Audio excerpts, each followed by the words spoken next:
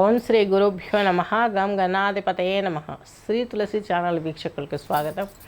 ఈరోజు మనం ప్రధానంగా మే నెల ఎలా ఉంటుందనేది ద్వాదశ రాశుల వారికి ఎలా ఉంటుందో తెలుసుకుందాం. అందులో ముందుగా గోచారం తీసుకున్నట్లయితే రవి మేషం నుండి వృషభ రాశి సంచారం చేశారు. నెక్స్ట్ వచ్చేసి 16న కుంభంలోకి రాహు వస్తున్నాడు. అలాగే 16నే మనకు మే 16నే ఈ యొక్క సింహరాశిలోకి కన్యాను వదిలి కేతు భగవాను వస్తున్నారు.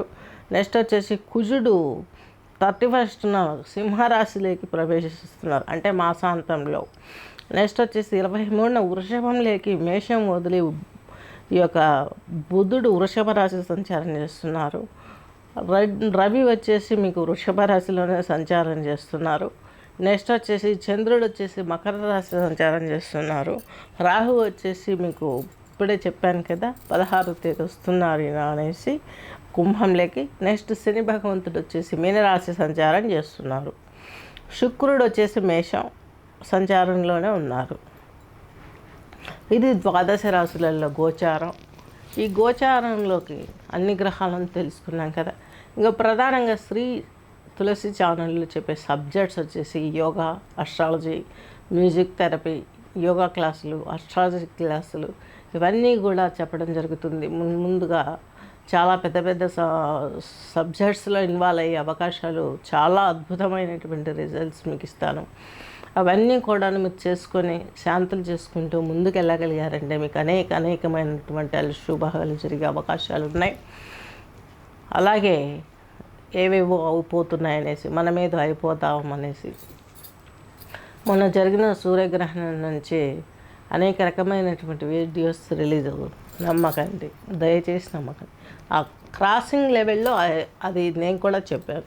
ఎప్పుడు రాహువును శని 29 ఏప్రిల్ 29 రోజు రాహును క్రాస్ చేసుకుంటూ ఆయన ఒకే నక్షత్రంలో మీనంలోకి వెళ్ళే ముందు రోజు, ఉగాది పండుగ ముందు రోజే మనము భారీ భూకంపాలు ఇవన్నీ చూసాం. ఇంకంతే, ఇంకేం చూడం. ఇది వాస్తవం. ఎందుకు?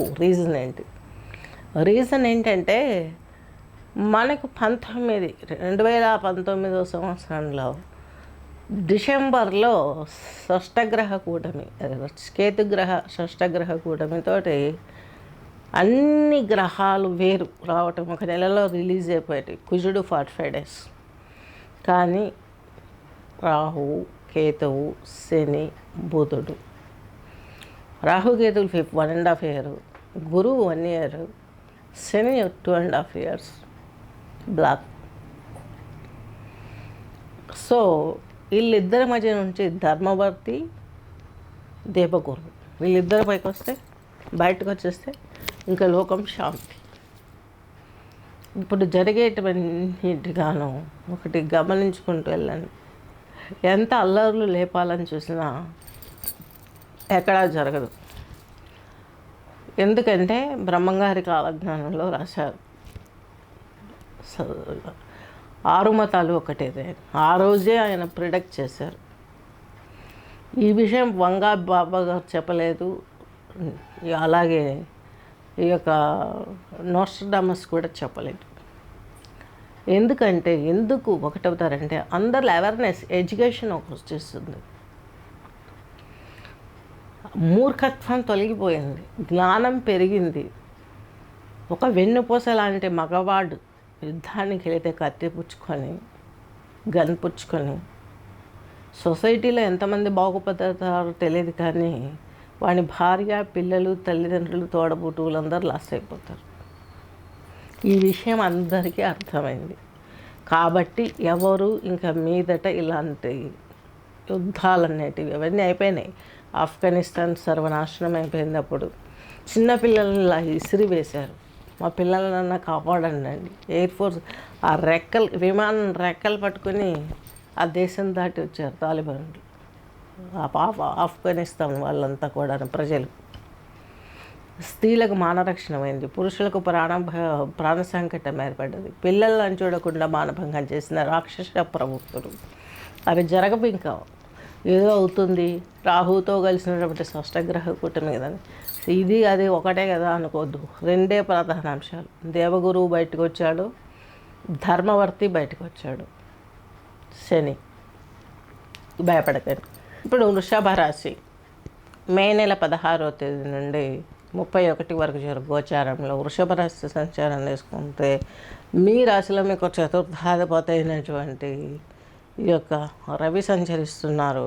అలాగే బుధుడు వృషభ రాశి వారికి మీకు సెకండ్ అధిపతి, అలాగే 5th హౌస్ ప్లానెట్. ఈయన కలిసి మీ రాశిలోనే ఉన్నారు.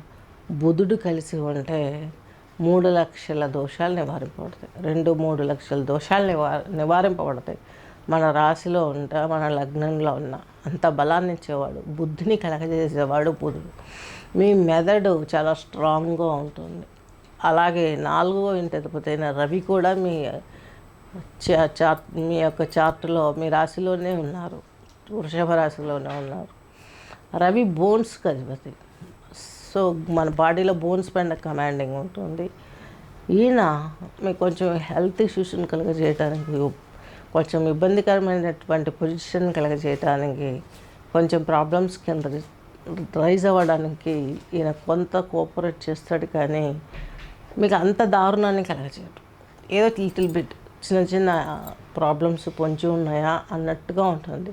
అది కూడా దేని మూలకంగా ఉంటుంది, మీకు వచ్చేసి కోణాధిపతి దశమాధిపతి అయినటువంటి శని భగవంతుడు మీకు లాభం లేకొచ్చాడు మీనరాశిలోకి. మీ రాశిని చూస్తున్నాడు. మీ రాశిలో ఉన్న ఈ యొక్క బుధుడిని రవిని చూస్తున్నారు. తద్మూలకంగా శని మీకు చాలా ప్రయోజనకారి. కోణాధిపతి కేంద్రం రావడం చాలా ప్రాబ్లమ్స్ నుంచి బయటపడడానికి ఉపయోగపడుతుంది. పైపెచ్చు మీకు లాభంలో ఉండి మీ రాశిని చూస్తున్నాడు. Problems solved. రవి కొంత వ్యతిరేకతను ఇచ్చినా కూడా 4th హౌస్ ప్లానెట్ మీ రాశిలో ఉండడం మూలంగా ఈ బోన్స్కు సంబంధించి ప్రాబ్లమ్స్ వచ్చేసినప్పటికీ కూడాను శని మిమ్మల్ని మీరు బాగా దృఢంగా చేసుకోవటానికి ఉపయోగపడే ప్లానెట్. అలాగే మీకు వృత్తిలో లాభాలు ఉంటాయి. అనేకమైనటువంటి బిజినెస్లలో మీరు దూసుకుపోయే యోగాలు కూడా స్పష్టంగా గోచరిస్తున్నాయి. ఈ కమ్యూనికేషన్ స్కిల్స్కి సంబంధించినటువంటి విద్యలలో దూసుకుపోగలుగుతారు. మీకంటూ మంచి అవకాశాలు స్పష్టంగా గోచరిస్తాయి. నెక్స్ట్ వచ్చేసి మీకు శుక్రుడు మీకు లాభస్థానంలోనే, మీకు వ్యయ స్థానంలో ఉన్నాడు. శ్రేయసౌఖ్యం దొరుకుతుంది. ప్రయాణాలలో కలిసి వస్తాయి. మంచి మంచి వినోదాలలో పాల్గొంటారు. వివాహాది ప్రక్రియలలో పాల్గొంటారు. వివాహం కాని వారికి వివాహం అవుతుంది. వివాహమైన వారికి పిల్లల వివాహాలు చేయగలుగుతారు. అలాగే మ్యూజిక్, యోగా, అలాగే ఆస్ట్రాలజీ, ఇలా కొంత సబ్జెక్టులలో మీకు ప్రావీణ్యం లభిస్తుంది. పైపెచ్చు మీకు చతుర్థ క్షేత్రంలో కేతు వచ్చారు. ఈయన రావడంతోనే మీకు చాలా వరకు ప్రాబ్లమ్స్ తొలగిపోవటానికి కొంత హెల్ప్ అవుతారు. ఎందుకంటే ఈయన మీకు లాభాధిపతి. ఈయన వచ్చేసి మీకు చతుర్థంలో కావడం, దైవచింతన మీకు పెరుగుతుంది. లాభాధిపతి కాబట్టి పైపెచ్చు మీకు ఈయన ఈ యొక్క దైవభక్తి పెరగడానికి కాకుండా ఆధ్యాత్మిక చింతన పెరగడానికి కూడా ఆయన ఎంతో హెల్ప్ఫుల్గా ఉంటారు. నెక్స్ట్ వచ్చేసి రాహు వచ్చేసి మీకు చెప్పుకున్నాం కదా, మీకు 10th హౌస్లో ఉన్నారనేసి. కొంచెం ప్రయాణాలు చేసేటప్పుడు కొంచెం జాగ్రత్త వహించండి. శని ఇంట్లో ఉన్నాడు కాబట్టి అంత పెద్ద ప్రాబ్లమ్స్ అయితే ఏం క్రియేట్ చేయడు. ఇదొక తెలుసుకోండి. భవనాలు, అలాగే వడ్డీకి ఇవ్వడాలు, అమౌంట్స్, ఈ యొక్క రాజకీయ రంగాలలో ఉన్న వారికి వీళ్ళందరికీ కూడా ఎంతో తోడ్పడే అవకాశాలు స్పష్టంగా గోచరిస్తున్నాయి. టెక్నికల్ వర్క్స్లలో జాబ్ చేసేవారికి, టెక్నికల్గా చదివేవారికి, టెక్నికల్ రంగంలో ఉండి కొత్త ఆలోచనలు కలగటానికి, ఇవన్నీ కూడా మంచి ప్రాతిపదిక వైపు వెళ్ళటానికి ఉపయోగపడే, సామ్రాజ్యాన్ని మీకు విస్తరింపజేయడానికి ఉపయోగపడేవాడు ఈ యొక్క శుక్రుడు. అలాగే రాహువు. నెక్స్ట్ వచ్చేసి శని వచ్చేసి అయంతో బిజినెస్ చేసేవారికి మంచి ప్రయోజనకరమైనటువంటి ఈ యొక్క ధనాన్ని, అలాగే మంచి ప్రోద్బలాన్ని ఇస్తాడు. వ్యవసాయ రంగ భూములు ఉన్నవారికి మంచి లాభం సమకూరుతుంది. నెక్స్ట్ వచ్చేసి ఈ యొక్క జల వాతావరణాలలో వర్క్ చేసే వారికి కూడా ఎలక్ట్రిసిటీ, ఇలాంటి డిపార్ట్మెంట్లో ఎలక్ట్రానిక్స్, కమ్యూనికేషన్ స్కిల్సే కాకుండా ఈ యొక్క కరెంట్ విద్యుత్ సంస్థలలో పనిచేసే వారికి, బొగ్గు గనులు, వీటిల్లో వర్క్ చేసేవారికి, వీరందరికీ కూడా మీరు ఎక్స్పెక్ట్ చేసిన బిజినెస్లు పెట్టుకుని ముందుకు రాగలుగుతారు. ప్రమోషన్స్ కోసం ట్రై చేసే వారికి కూడా మీరు అనుకున్న రేంజ్లో ప్రమోషన్స్ రావటానికి దైవం ఇప్పుడు మీకు చక్కగా ఉపయోగపడుతుంది. దైవ బలాన్ని పుంజుకోవటానికి మీకు చక్కని అవకాశాలు వస్తున్నాయి కాబట్టి చాలా వరకు ముందుకెళ్ళే అవకాశాలు స్పష్టంగా ఉన్నాయి. అనేక రకమైనటువంటి అభివృద్ధి కార్యక్రమాలలో పాల్గొంటారు. మీకంటూ ఒక స్టేటస్ వేసుకుంటారు. షేర్ మార్కెట్లలో పెట్టే బిజినెస్ కూడా మీకు ఉన్నతంగా మంచి ఫలితాలు ఇవ్వటానికి కలిసి వస్తుంది. సాఫ్ట్వేర్ రంగంలో ఇంతవరకు కొన్ని వ్యతిరేక ఫలితాలు ఉన్నాయి కాబట్టి ఇన్ని రోజులు ఇప్పుడు కొంత సర్దుబాటు అయ్యి ఎస్పెషల్లీ ఈ వృషభ రాశి వారికి చాలా వరకు కూడాను, అలాగే అనేక రాశులకు మేషాది ద్వాదశ రాశులలో ఉన్నవారికి కూడాను సాఫ్ట్వేర్ రంగంలో ఉండడానికి ఉన్నవారికి మంచి అవకాశం వస్తుంది. శుక్రుడు కదా, ఈ శుక్రుడు కూడాను బయటకు వచ్చాడు కాబట్టి ఈ యొక్క శని క్షేత్రంలో నుంచి బయటకు వచ్చాడు. అలాగే వ్యయస్థానం బృహస్పతి స్థానం నుంచి కూడా శుక్రుడు బయటకు వచ్చాడు. తద్మూలకంగా బుధునికి సంబంధించి మీకున్నటువంటి ప్రాబ్లమ్స్ కూడా తీరిపోవటానికి ఈయన కూడా మీ రాశిలోనే ఉండడం, వృషభ రాశిలోనే ఉండడం మూలంగా మంచి జరిగే అవకాశాలు స్పష్టంగా ఉన్నాయి.